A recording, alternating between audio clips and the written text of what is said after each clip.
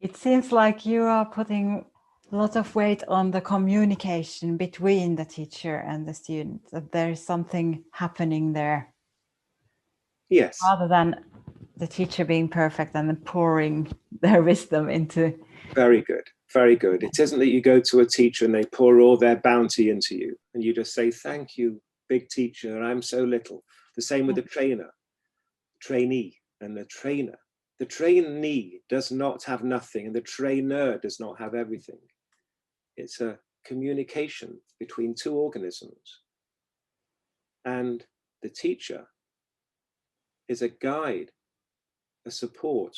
It's almost like holding your hand when you go through the fire, when you evolve and develop. And the teacher isn't saying, I've got it and you haven't.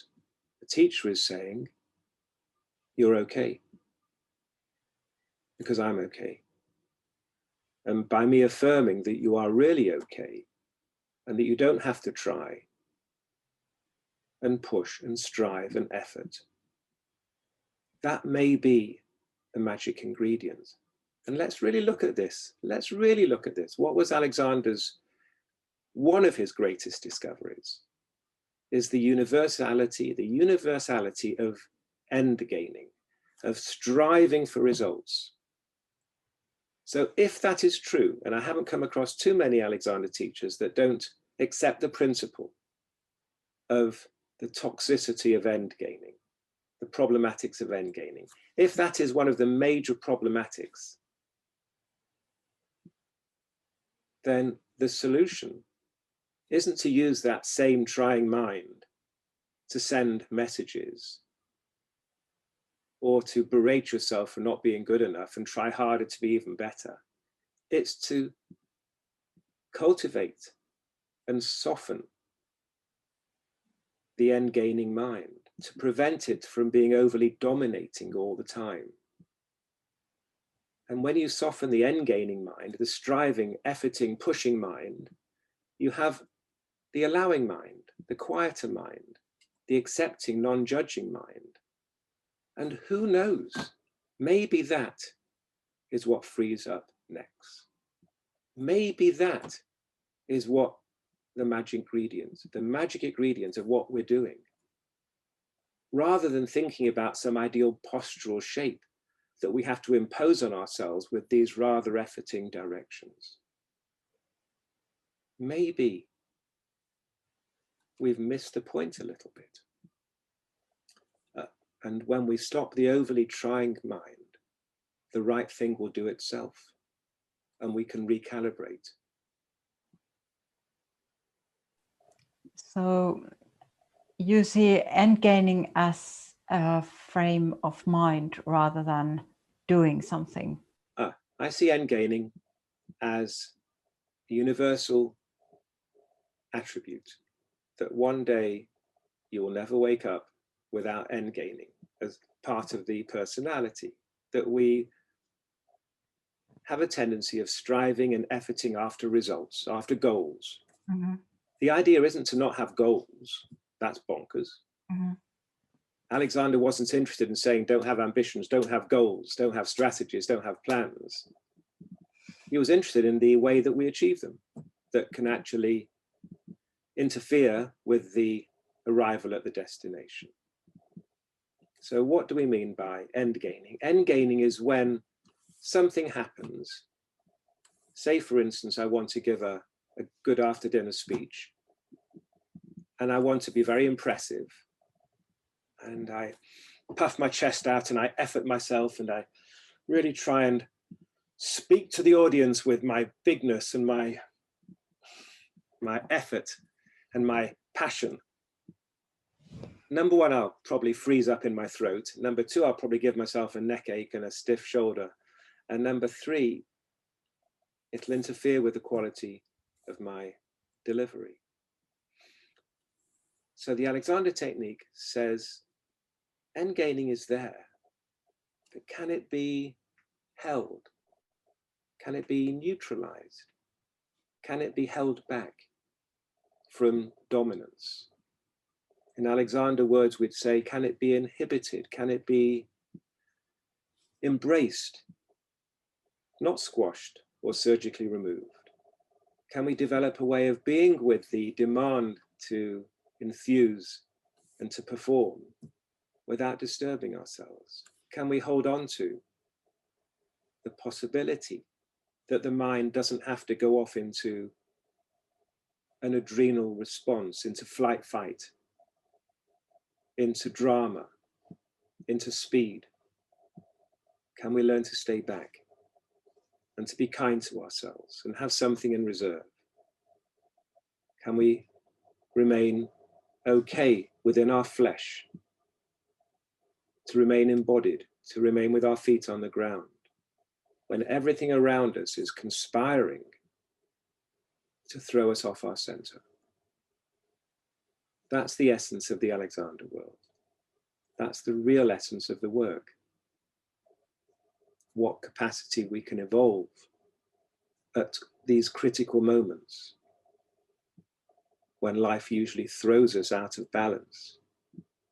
Can we approach these same events with more equanimity, with more balance, with more poise, with more kindness to ourselves? That's the whole point about the end gaining principle. Not that it vanishes, but there's a balancing counterpart where it doesn't have to be overly one-sided. There's other aspects of the personality that can evolve, and stillness and non-reaction, the nervous system staying in tune. Alexander called it in touch with reason, where the brain isn't frazzled, where we can still think clearly, where the body is not in a state of fight and flight and distress, where the body can remain open and freer. That's the principle of the Alexander work. Is this something that can be measured? How do you know if someone is good enough at this? That's a great question. So, because we're mind-body units, because there is psychophysical unity, rather than we need to achieve psychophysical unity, which I sometimes hear about, we are psychophysical organisms. Mm. If that's true, and I very much go along with Alexander's vision of his work, which is that we are psychophysical organisms and always will be, and that you cannot separate the mind from the body. If it's true, then the mind reflects the body and the body reflects the mind. What do I mean by that? It means that if I am end gaining and overly chomping at the bit, like a headless chicken,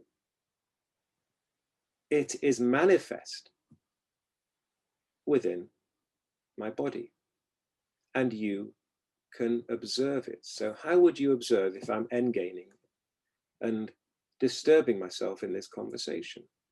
Well, there's a number of things you'll be able to observe. Alexander observed them in mirrors.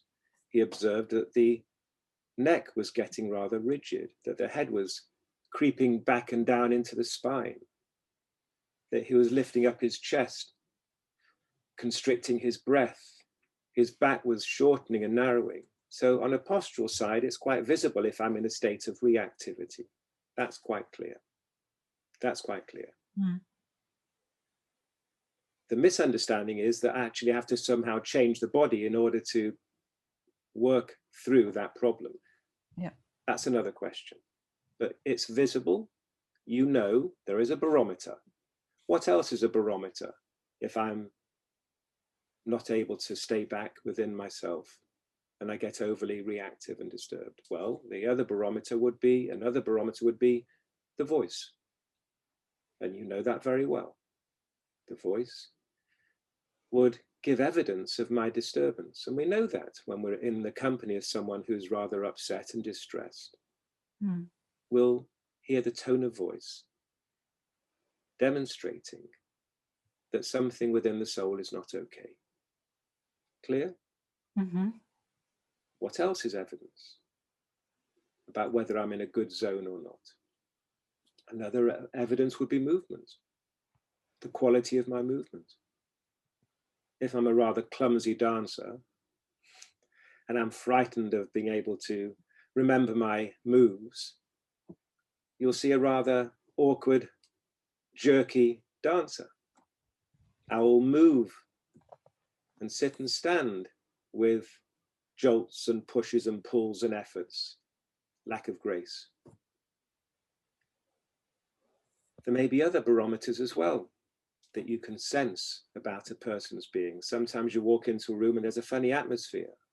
There may be something in the air. There may be something in the electromagnetic field around a human being when they're in an okay state and not such an okay state. So because of psychophysical unity, there is evidence of when you're performing at your best and not quite performing at your best. And just to emphasize, no Alexander teacher performs at their best all the time. Mm-hmm. No Alexander teacher performs at their best all the time, but hopefully during an Alexander lesson that they're giving, they're more at their best than at their worst, which means they can give an okay lesson. So do you think there is something in the process of looking after yourself that is actually transmitting to the pupils? So it's like you're showing a model to your students of how you look after yourself, and then they copy that procedure of looking after themselves. Yes, there's concepts, isn't there, in neuropsychology of mirroring, isn't there? Mm. Neural mirroring. There's a concept where we do unconsciously find ourselves imitating those around us, that children seem to pick up on the attitude, the dominant attitude of the parents. So in a way, if you're at your best, or certainly better than average within yourself, that you're reasonably okay and poised and staying back and not getting overly involved in the dramas of the moment, somehow the pupil will pick up on some of that, move towards it, be influenced by that. I mean, this isn't very complicated stuff. If you're very agitated and you have a nice cup of tea with a kindly aunt or uncle or friend, you'll feel better because they're in an okay state. It's not strange that we do pick up on other people's states. People are infectious, both for good and for ill. And the Alexander technique teacher has an obligation to infect the pupil in a healthy direction and not an unhealthy direction. So if I'm in the middle of a temper tantrum with my pupils because they don't understand the Alexander technique, Mm-hmm. then that's not me being an Alexander teacher, because I'm not modeling anything of any value. Quite the opposite. I'm actually just pushing all their buttons. And even though they may understand that I'm in a bit of a temper because they haven't got it right, I'm actually giving them an anti-Alexander lesson. I'm just promoting and reinforcing their reactions and their self-diminishings. They're feeling bad about themselves, their reactivity. So yes, we are there to somehow model a different way of coping with the same stimuli that put them wrong. Mm-hmm. And there is some kind of teaching element to it, because it's not enough just to be a calm person and meditate all day long. Not at all. The whole approach of the Alexander work isn't just to sit cross-legged and meditate in some blissful oneness. Quite the opposite. This is what John Dewey called thinking inactivity. In other words, the Alexander teacher has to embody the reality that you can look after yourself and play the violin in an audition that's rather stressful, that you can talk about politics without losing your cool, that you can run a race or hit match point in tennis and keep your freedom and grace rather than snatch at the critical moment and lose the point. This is something about inactivity, not just I'll sit blissfully, Mm-hmm. cross-legged and say Om. Can we go through the acts of daily living. We start off with maybe simpler ones like sitting and standing and walking. But it's even deeper than that, much deeper. Can I be available to my own thoughts and feelings and be free? Can the teacher allow me to sit with myself in a way that I haven't been able to sit with myself before? Because I'm always distracting myself with my habits of busyness and food or alcohol or drugs or danger or distractions like television and iPads and iPhones. Can I actually be with myself and commune with myself? Have time for me and the internal messages that are coming up and talking to me, myself, about my life and my experiences? Can I hold those? And with the help of a teacher that can help me and my nervous system remain open to my own inner explorations of who I am, the know thyself. That's the purpose of an Alexander lesson, not just to have this idealized version of some meditative bliss, but to be able to have a certain quality of stillness and non-reaction and engage both in my own internal dialogue and engage in the fullness of the world.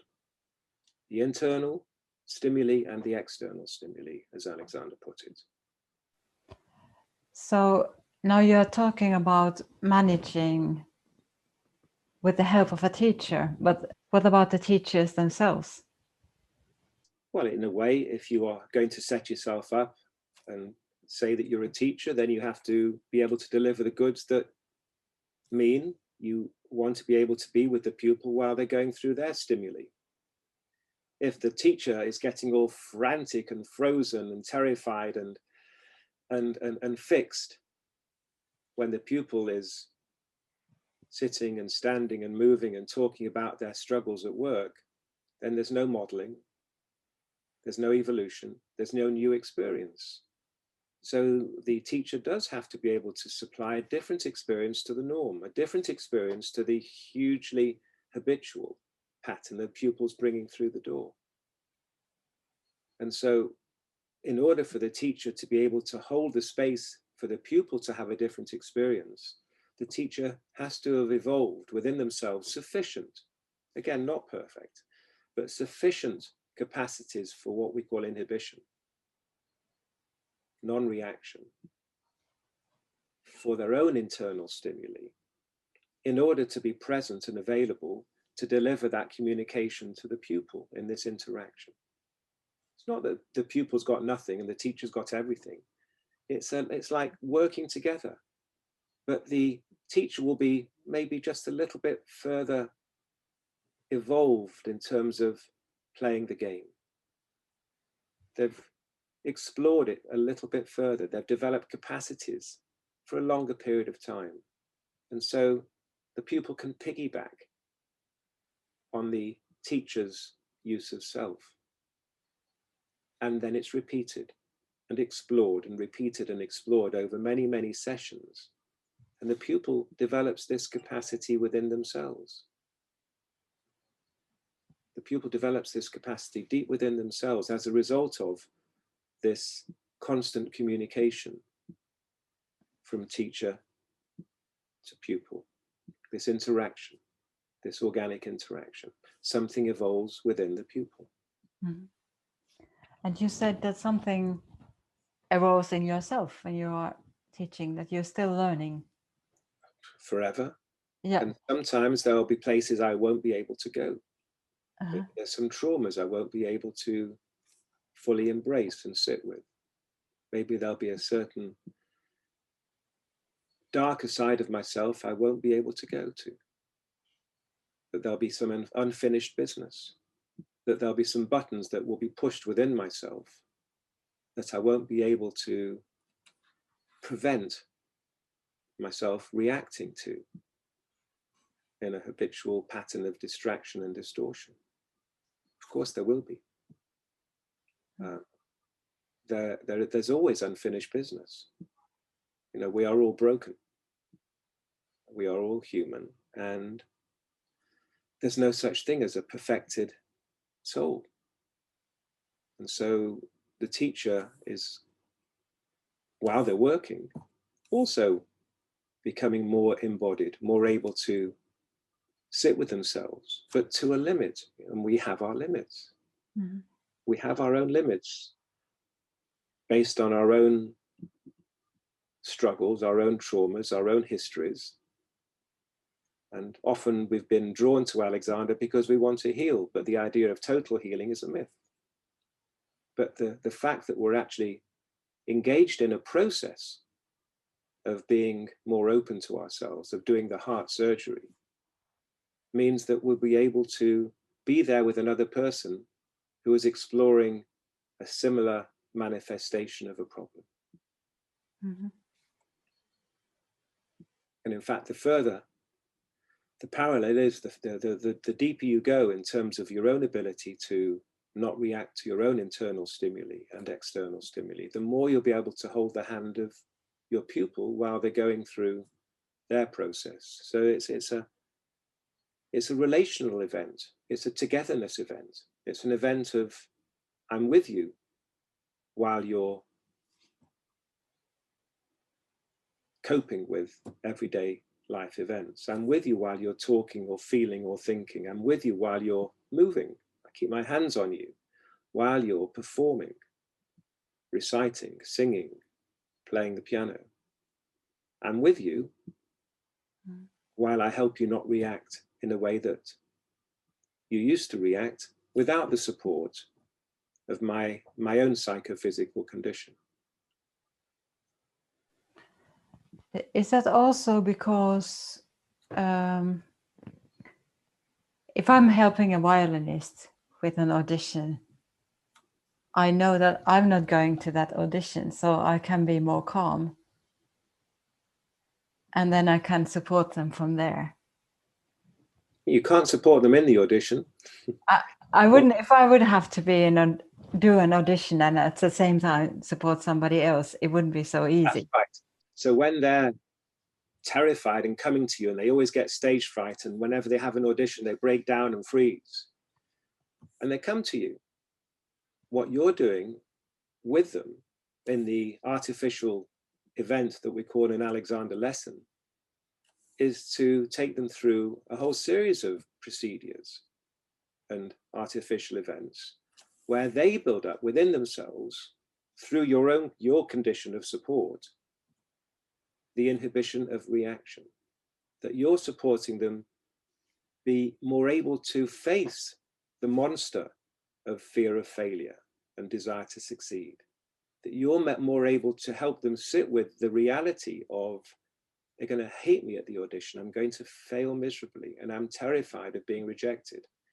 Those internal thoughts and feelings in an Alexander lesson will come up because they don't want to disappoint you. They don't want to fail with you. The same feelings come up in a lesson, but maybe not quite so high. But something develops. There's a germ that starts to grow. Mm-hmm. A seed that starts to develop and grow. And as a result of repetition and the constancy of the experience in lessons, this seed evolves so that they are more able. It's not a decision when the audition happens, it's too late.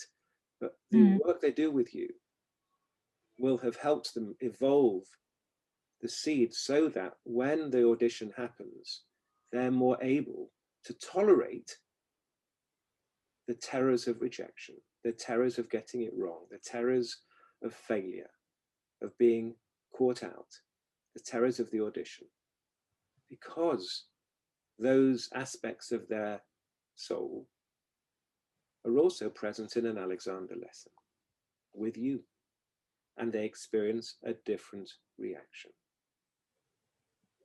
That it's okay, that they can have feelings. So this Alexander thing isn't about taking away the fear of the audition, the stage fright. Quite the opposite. People that think Alexander's about taking away, surgically removing toxic stimuli have misunderstood the game. Yeah. The Alexander game is to be able to sit with the fear, the sadness, the distress, the hopes, the dreams, the disappointments, and to be able to embrace all of those without what we usually do with those things, which is avoid and pull and push and freeze and distract and jump out of our skins, but to sit with. How do they learn to sit with you? Because you're embodying the sit with. You're embodying, I'm okay. You're embodying, your fears are okay. Your anxieties are quite normal. Stage fright is part of the show. And they develop an ability to accept, embrace, rather than judge and diminish and reject through your sessions repeatedly. And that cultivates something that embodies deeper and deeper over time. So that when the audition happens, they have developed and cultivated something deep within themselves that is available in that moment.